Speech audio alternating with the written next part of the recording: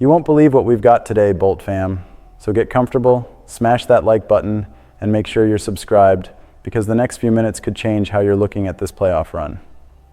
Something small showed up late, and now it might decide how explosive this offense can be on Sunday.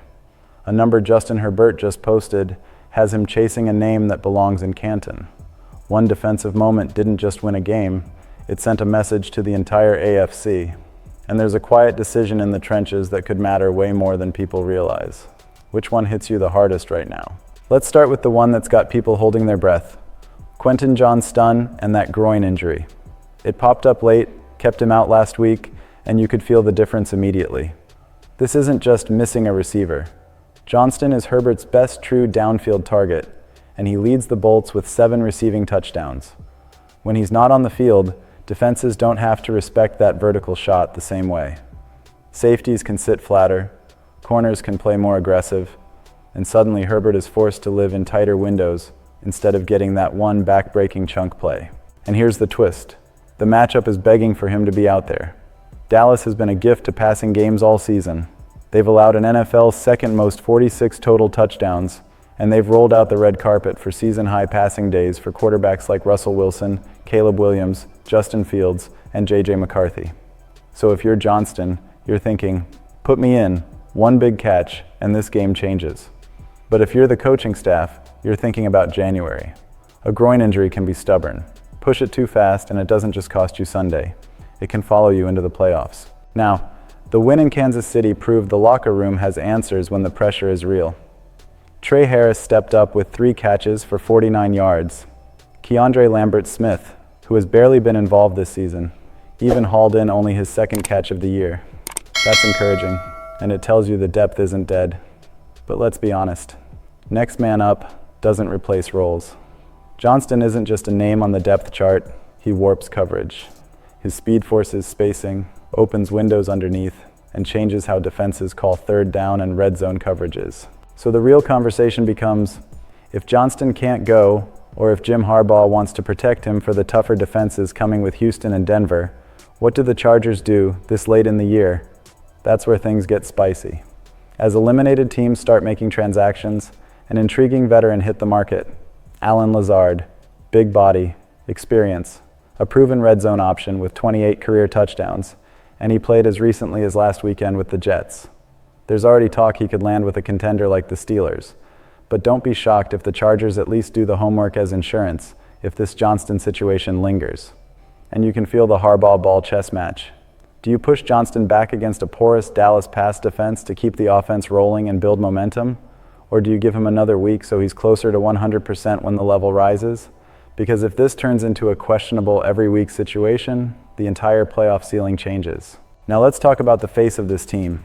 Because what Herbert did in Arrowhead wasn't just a good game, it was history. Justin Herbert passed Patrick Mahomes for the 2nd most passing yards by a player in their first 6 NFL seasons. In the building where Mahomes has owned the decade, Herbert walked in banged up, under constant pressure, and still delivered when it mattered. With 3 regular season games left, he's now closing in on the all-time mark set by Peyton Manning. That's not just a stat chase. That's a warning label for the rest of the conference. Herbert has lived with the underrated tag since Oregon. He put up monster numbers there, over 10,000 passing yards and 95 touchdowns, but he never got treated like the unquestioned headliner. Then he hits the NFL, and he's the 3rd quarterback drafted behind Joe Burrow and Tua Tagovailoa. And honestly, that became fuel. He's comfortable being the underdog, and he plays like a guy who expects to be tested in the worst environments. What's different right now is the complete package. When plays break down, Herbert isn't forcing hero throws into coverage. He's taking smart yards with his legs. At Oregon, he barely ran. This season, he's at a career-high 419 rushing yards and an absurd 6.1 yards per attempt. That's not reckless scrambling. That's reading leverage, stealing free grass, and keeping drives alive. And he's doing it while dealing with injury. Herbert even said afterward that he had a much better grip on the ball, and even without taking snaps from under center in practice, it wasn't going to be a concern. That's a quarterback who knows his body and knows how to win anyway. And if you're building a playoff run, here's the truth. Quarterbacks like that give you a chance against anyone. Herbert just went head-to-head with Jalen Hurts and Patrick Mahomes in a 6-day span and came out standing. You don't have to pretend the path is easy, but you also can't tell me this team isn't dangerous with him playing at this level. Now the defense deserves its own spotlight, because this is where the Chargers showed teeth. Down 13-3, the offense battled back, and Cameron Dicker tied it with a 23-yard field goal with just under 9 minutes left in the third quarter. Then, roughly 8 minutes later, Dicker drilled a 49-yarder to make it 16-13. Once that happened, everyone knew what time it was. The defense had one job: keep the 3-time defending AFC champs off the board when it mattered most. And they did it.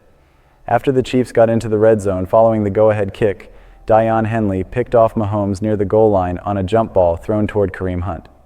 That's a season-defining play, not just because it's a turnover, because it's the kind of moment that tells your entire sideline, we belong on this stage. Then the offense burned more than 7 minutes on the next drive before punting, and now you're staring down prime Mahomes time. Mahomes started marching, 4 plays, 35 yards, until Khalil Mack smashed the momentum with a sack. And then came the shocker. Mahomes left the game, and it was later revealed to be a torn ACL, which brought Gardner Minshew in. And listen, if you thought that meant it was over, it wasn't. Minshew hit 3 quick completions for 22 yards, got them into range, took a delay of game with 20 seconds left, and then went looking for Travis Kelce.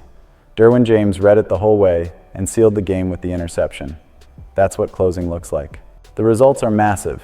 The Chargers completed a season sweep of the Chiefs for the first time since 2013, improved to 10-4, stayed 5-0 in the division, kept pace with the Denver Broncos in the AFC West, maintained the top wildcard spot, and officially eliminated Kansas City from playoff contention. And Derwin's message afterward was exactly what you want to hear. It doesn't mean anything if you don't keep executing.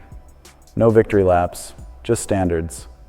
But before we get carried away, the schedule is still sitting there like a test. Cowboys this Sunday, then the Texans, then Week 18 in Colorado against the Broncos.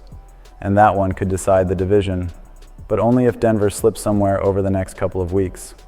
Either way, the Chargers have put themselves in position. Now they have to finish. And finally, let's talk about the quiet tension up front, because it matters more than most people realize. With injuries and inconsistency on the offensive line all season, nobody blinked at another tackle combination against Kansas City.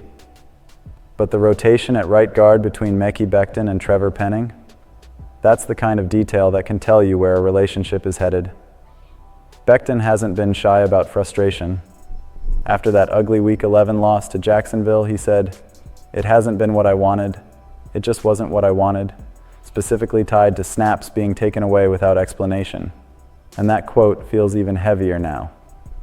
The Chargers signed him to a 2-year, $20 million deal, hoping he'd stabilize the interior after a strong year inside with the Eagles. Instead, injuries kept getting in the way, and when he's been available, the effectiveness hasn't matched the investment. It's been frustrating for both sides. Against the Chiefs, Becton played about 80% of the offensive snaps, even though he wasn't on the injury report all week, while every other starting offensive lineman played 100%. Harbaugh explained it as an in-game issue. Becton needed time to walk it off. And sure, that sounds normal, unless you're already dealing with a player who's publicly frustrated about playing time. In that case, even a normal rotation can feel like a message, and the locker room can feel it too. Here's the concern. The Chargers already need to overhaul the interior line this offseason. If things keep trending this way, Becton might make that decision easier by demanding out. And in January, chemistry up front isn't optional. It's everything. If Herbert is going to make this run, he can't be living in 3rd and long because the pocket collapses inside. So this is where we stand, Bolt fam. A team with a quarterback chasing history, a defense that just slammed the door on the Chiefs, and real momentum heading into the postseason. But also a team that has to manage health at receiver and stability in the trenches with 0 mistakes. Now tell me, what's the biggest swing factor for this playoff run? Johnston's groin and the WR depth, Herbert's historic surge, the defense's closing power, or the Becton situation on the line? Drop your take in the comments, hit like, subscribe, and let's ride into January together, Bolt fam.